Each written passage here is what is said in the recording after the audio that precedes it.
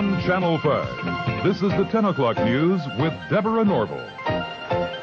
Coming out revealing secret negotiation between the Nazis and the Zionists in 1933, which allowed German Jews and their assets to go to Palestine. Rich Samuels joins us tonight with the story of the controversy behind the book and the author's struggle to write it. Rich? Deborah, with the rise of Adolf Hitler to power in the spring of 1933, the Jews of the world were faced with a dilemma. They could raise a cry of protest, a cry few would heed, or they could make a deal with Hitler, a deal that would bring a step closer their dream of an independent Jewish state. The choice they made was difficult and agonizing. This new book describes that choice. The book is called The Transfer Agreement.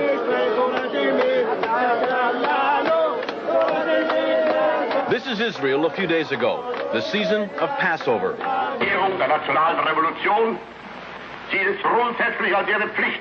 And this is Germany 51 years ago, the blossoming of Adolf Hitler's springtime. A key factor in the vitality of today's Israel, the book's author argues, was an agreement reached in 1933 between a group of Zionists and the man who would later try to kill every living Jew. The great irony is that Adolf Hitler became the chief economic sponsor of the State of Israel. It will be an argument against, and a wrong argument against Zionists.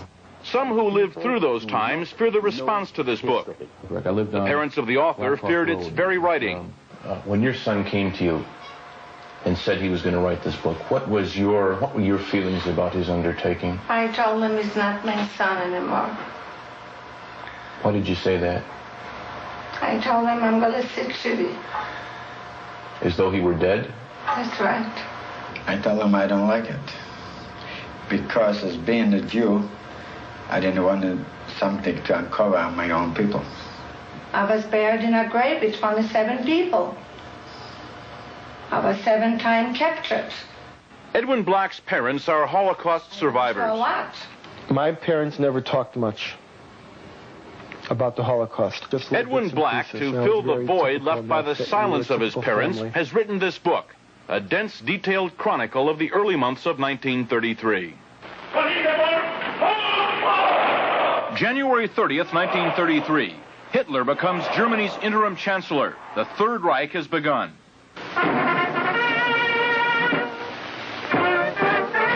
But in this country, on March 4th, attention is diverted by the inauguration of Franklin Delano Roosevelt. More power to you, President Roosevelt. The entire country's behind you, thrilled with hope and patriotism. But ominous headlines tell what's already happening to the Jews of Germany. The protest of American Jews was heard almost immediately.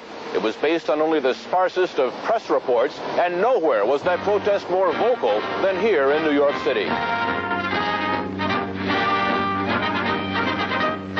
All creeds, local and national organizations, and labor parties are joining this gigantic demonstration passing through famous Washington Arch. Rabbi Stephen S. Wise, honorary president of the American Jewish Congress, leads the procession down Fifth Avenue on foot. Father arranged for the first great mass meeting at Madison Square Garden to protest Hitlerism. He felt that when freedom was threatened, silence condoned oppression always. Thousands who waited hours behind police lines rush forward as the doors of Madison Square Garden are open. Jews and Gentiles join in the race for seats, and 22,000 of them get in. I was a young kid then, you see, as a teenager. And I belonged to a Zionist youth group. And we were all summoned to go to that rally. Well, it was a very agitated crowd. Many Yiddish speaking, a few English speaking.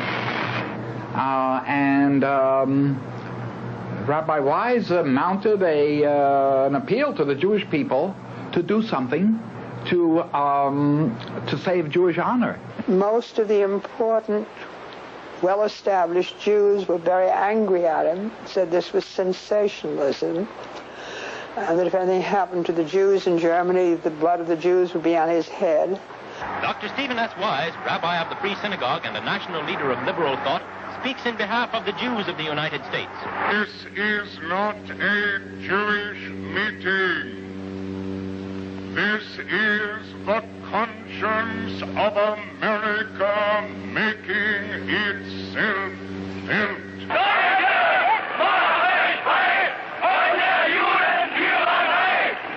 conscience of Nazi Germany made itself felt 5 days later. Across the Reich, Hitler's troops shut down Jewish-owned businesses for 24 hours. Within days, American Jews marched calling for the boycott of all German exports.